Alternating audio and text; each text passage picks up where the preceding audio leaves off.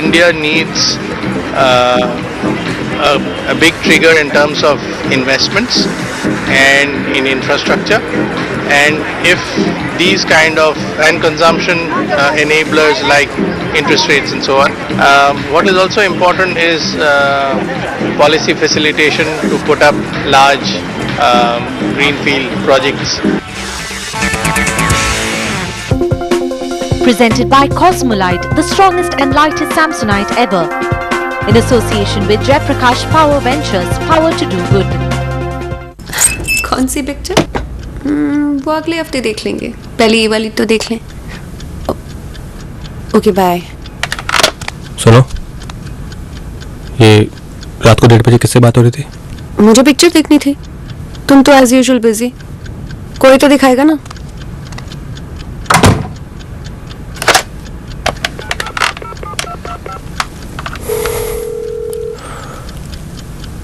Welcome to Tata Sky. May I help you? Hello. Sorry sir, पर Tata sky की service कुछ है ही ऐसी. कोई भी जरूरत हो, हमारे कॉल सेंटर आपके लिए 24 घंटे खुले रहते हैं. तभी तो सर, इसको लगा डाला तो लाइव जिंगल आला.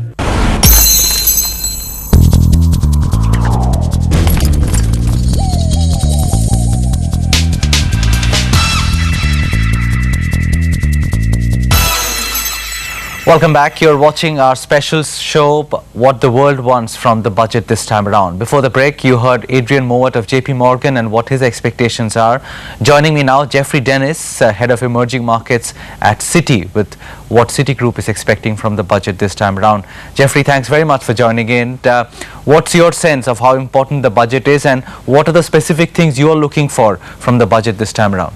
We'd like to see a couple of things, I think, from the budget. First of all, we'd like to see some more measures to consolidate the budget deficit at the whole economy level, not the central government level. The budget deficit is running around 8% of GDP on our numbers, and that's obviously very high, not only absolutely, but it's very high compared to other emerging markets. So we'd like to see some more fiscal consolidation measures. But the other thing we'd like to do, given the sharp slowdown in the economy in the last 6 months or so, and in particular the slowdown in investment, we'd like to see some measures taken to try to stimulate investment and to get the investment side of the economy going again. Now, I don't think we should get too negative about all of this. We still think India will probably grow around 7% this year, and so it's not as if the economy is slowing down dramatically, but as you know very well, we've seen a slowdown in the economy and a slowdown in investment, and those are the two things that we'd like to see coming from the budget. Now, of course, the budget, as usual, in all countries presents a big challenge, and whether we'll get those measures or not, it is not clear. But I think those are the things the foreign investors will be looking for. Well, before the budget of the 16th, we've got an important monetary policy on the 15th as well. Are you going with expectations of a rate cut out there? What do you think will the markets have to digest on the day before the budget? I think you will. I think you will get easier monetary policy going forward from here. Obviously, we've seen a reserve requirement cut already in India, which was the first step. We feel that with inflation having fallen sharply, and I know the debate over inflation has been somewhat complicated by the shift from, or the beginnings of the shift from the benchmark WPI index to the consumer price index. But inflation's come down from 9% plus to just under 7%. That, I think, given a weaker economy, does give a weaker economy at the margin, does give the RBI a little bit of room here. And so we think there will be 100 basis points of rate cuts over the next few months, including most likely a first rate cut this month. Now, whether that happens or not, to the extent that we're talking about 100 basis points of cuts, will depend on whether the economy begins to rebound anytime soon, whether you start to see a rebound in inflation, which I think will happen, but probably not until later in the year.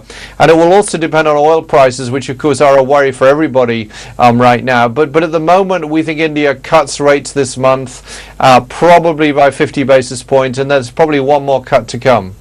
So where does all this leave the markets? I mean, we've had a smart rally since the start of the year, and we've pulled back somewhat in the last few days. How do you see things positioned from here on? Yeah, we think markets will continue to go higher, taking the year as a whole. Our target for emerging markets overall is about 13 to 14% above current levels. So while we think after such a big move early in the year, you might expect there to be a consolidation, even a modest pullback, we think markets still look pretty good. And the main reason for that is that we think the big drivers of emerging markets earlier in the year, which is ample liquidity around the world and also attractive valuations, we think all of that remains in place. And so we think markets go higher from here. But yeah, we're halfway to our target for the full year, no doubt. Just to come back to the macros for a second for India, the big party pooper has been oil, and that's something which will need some kind of addressing in the budget as well. What's your sense of how much of a macro deterrent it could be for Indian market outperformance this year? Yeah, I think it is a big risk for India. I mean, India is one of those classic economies, I think, that is under pressure when oil prices go up. I mean, India imports about 80% of its oil. Oil accounts for about 30% of the imports of the whole country. And also, of course, it puts increased pressure on the budget because the government is not always keen to pass through those crude price increases to basic energy prices at home, and therefore, by definition, that does impact government revenues, and so it is a negative. Now, we do feel that if oil prices go up as part of a weak dollar risk-on environment, which you have seen at various times in the past, and obviously there's a risk-on environment going on right now, although I don't think this is particularly what's driving oil higher. But if oil were to go higher because investors get more bullish about the global economy, they sell the dollar, they buy emerging market currencies, I think that can have a beneficial effect on the Indian stock market in the short term, because what happens is the risk-on environment dominates. But there's no doubt, as oil prices move higher and higher, it is a big drag on the Indian economy. It's a problem for fiscal policy, and it's a problem for the current account as well. So over the longer term, higher oil prices are clearly a negative for India. So going into the budget and beyond that, given the rally at the first half of the year and the recent correction, how would you say you would ask your investors to be tactically positioned in this market?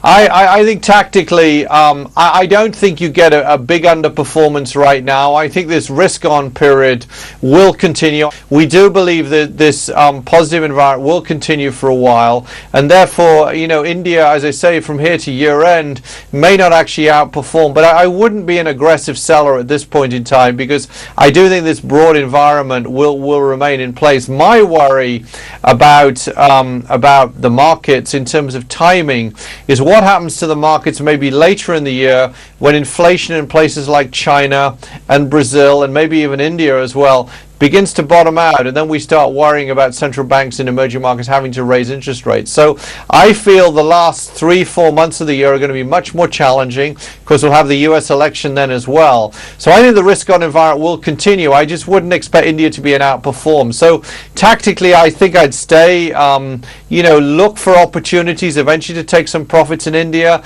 but I think the need to sell it aggressively is not there yet at all. And broadly for emerging markets as a basket, do you think the kind of performance that we've seen at the start of the year might continue? Do you expect this to be a good year for emerging markets? And is your premise sheer liquidity on which you're predicating any positive outcomes from here on? Well, I think it's a combination of factors. I mean, I think what I'm really saying here is that at the beginning of the year, when everyone was very, very depressed about markets, you got some better news on both the global economy briefly, and you also got the very important contribution to liquidity around the world from the LTRO facility from the ECB, and that's what got us going when valuations were very cheap indeed. All we're saying now is all the major central banks in the world are on hold for a very long period of time. We think that many emerging market central banks will ease monetary policy this year.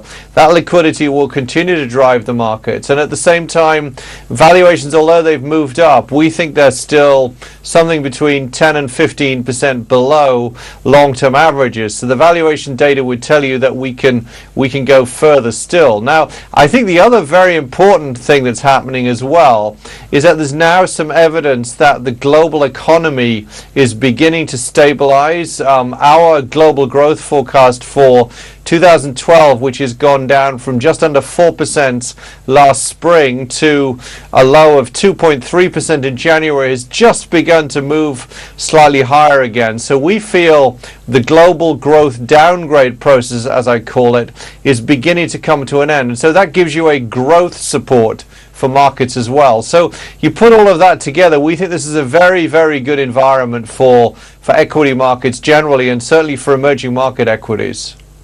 Thanks, Jeffrey, very much for joining in. That's what Citigroup expects from the budget and thinks what markets in India could be like for the rest of the year.